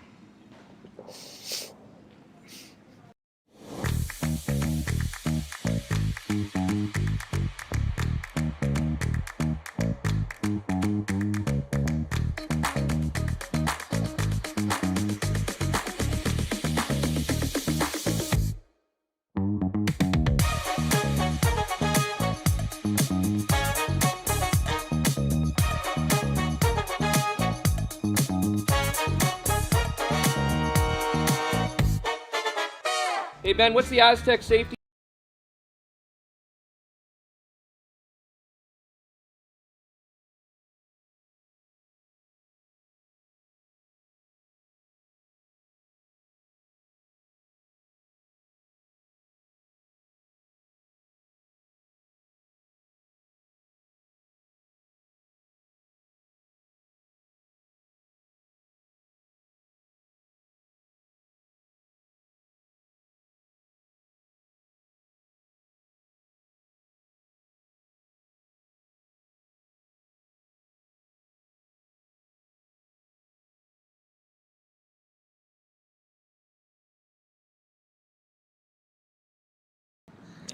And welcome back. It's bonus curling here in Martinsville.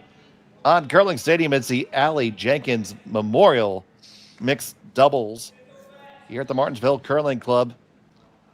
Dave Schmel and Jim Nix here with you, and it was just the slightest bit of a rollout that brought us here to end number 9, Jim.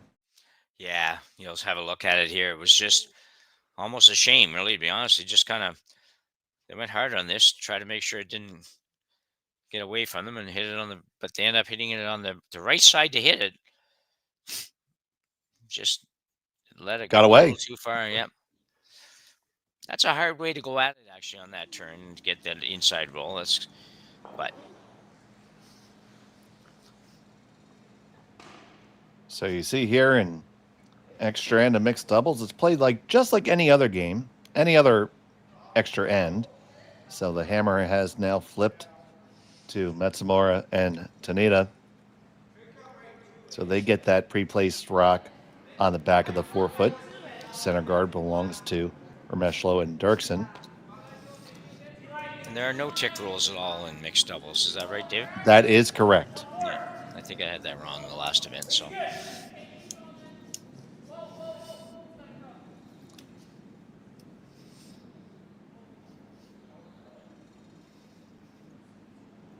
think I saw James Gordon there in the lounge. I know every ice maker, you love great curling, but not really a big fan of extra ends. yeah.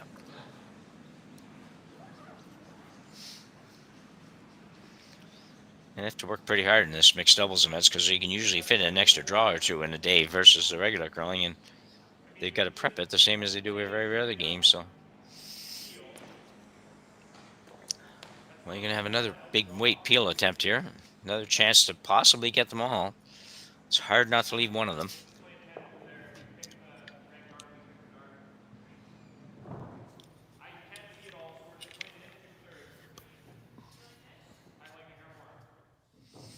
So Tanida is going to resurrect an old Concorde here and try to get this one up to Mach 2.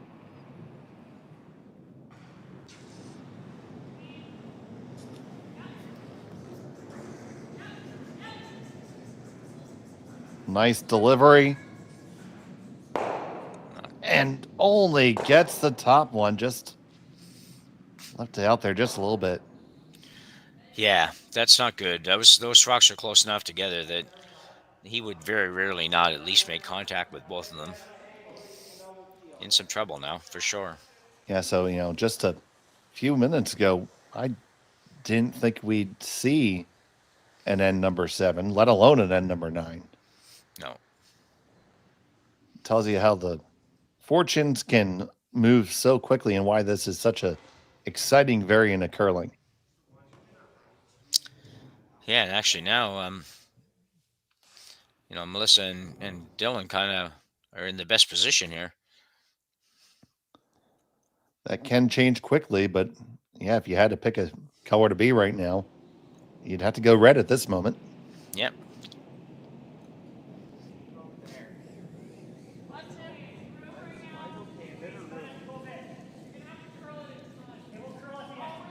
So they're going to play the very high guard here.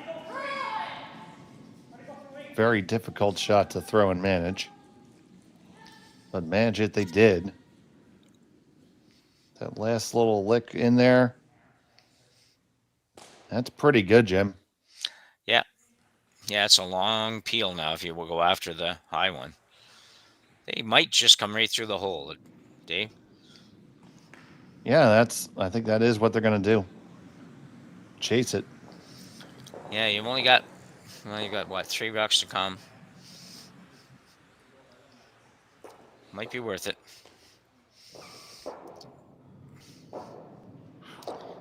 It's pretty easy for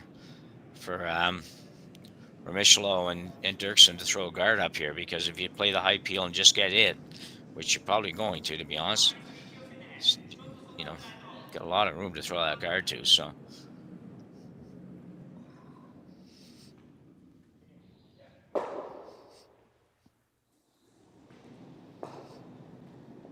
But by forcing the action and making them chase it now, makes this an absolute must make.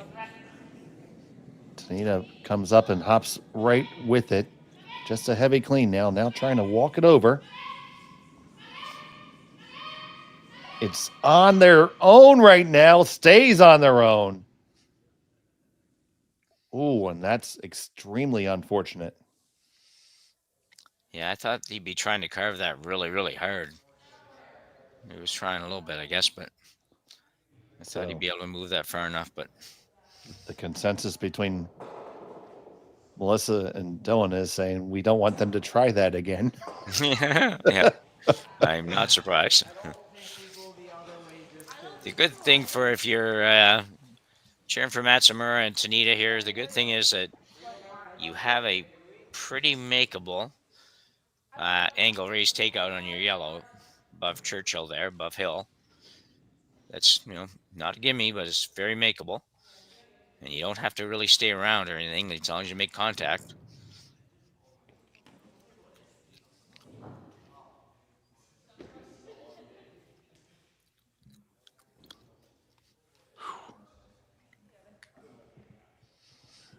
My goodness, Jimmer. We have hitched ourselves to a good wagon here. Yeah, absolutely. We kind of saw all about mixed curling here today. It's we talked a lot about all the big ends you can score and everything else, and then that came to fruition there in the 7th, and this one's out a long way, but yeah, way out in the hinterlands where nobody's really been. Now they're going to try to start the carve. Now you see it turning. I think with a few more scrubs, it's going to get pretty close to where it needs to be. It's close. Still makeable. I think that's in the way, Jim. Do you? Well, since I want to be right, I'm going to say yes. Okay. All right. I think it's a board weight shot. Hacked a board weight shot through the port. Maybe not board. Probably just hack. That's going to be a great shot when it's made. It would be.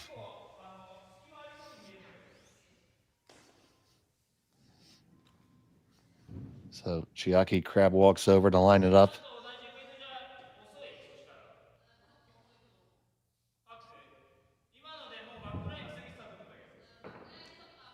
That port is a good, solid stone and 3/4 wide. You just have to tell yourself the one that you think in the way isn't there. Yeah. It's only one stone you have to get by, really. It's the one on the left, his left. That's the one you have to get by.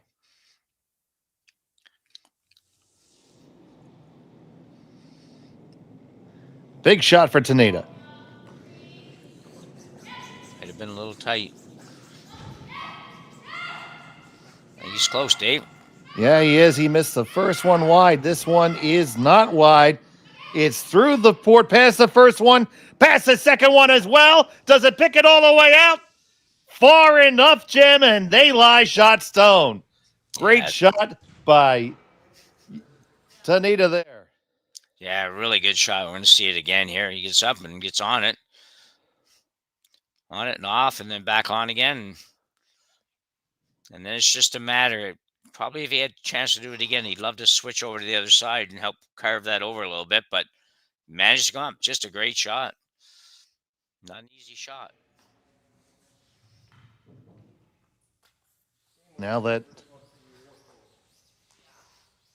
out-turn draw, they're wide open.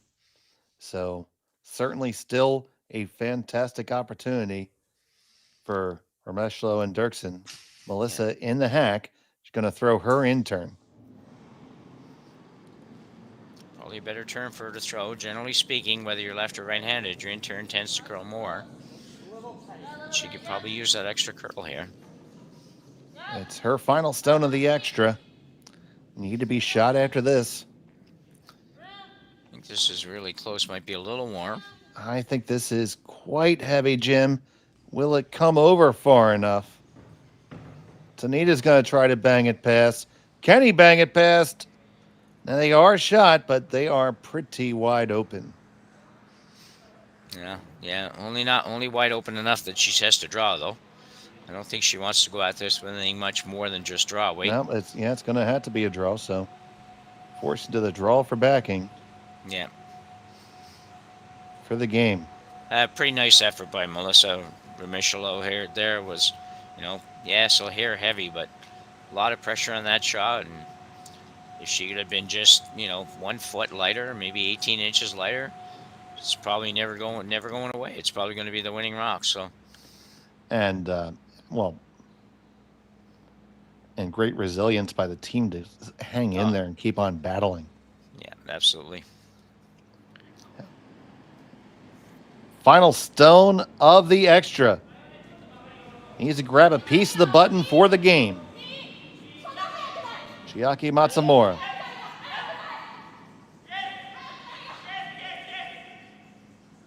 She's going to take her own stone home. Needs to get past that top guard. You're really close to it. Can you squeeze past? No! And it's a steal of 1. And it's going to be a win for Remeshylo and Derksen by a score of 8-7 in an extra. Wow, Jim. Let's take a look at that again. Let's just go down. She's a little light here, actually. It's kind of like a draw, but it make sure you're there, draw. But that's easier said than done. And she works hard at this. I thought she was going to be okay. And then all of a sudden it's just going too hard. And she hasn't got enough to get there. Unfortunate for sure. And so that's going to wrap it up here right now from Martinsville. Stay tuned. We have game coming up shortly in both English and in Japanese. But for right now, for Jim Nix and Connor Sims, thank you so much for watching. Arigato gozaimasu. We appreciate you here on Curling Stadium. Good day. Live curling rocks. And this November, the best in the world are coming to Tahoe. Get your seats now at gsoctickets.com. But hurry, early bird pricing ends soon. Hey guys, what can I get started for you today? Bananas away, regular? And I'll have the Rip Berry, but can I get vanilla oat milk? And I'll add spinach and ginger. And can I substitute the raspberries for strawberries? Also add the chia and hemp seed, and definitely have the power booster and the collagen booster. And can I get that blended twice? Wow. For Alicia, Custom Chaos? One of a kind. You're one of a kind. Booster Juice, freshly made your way.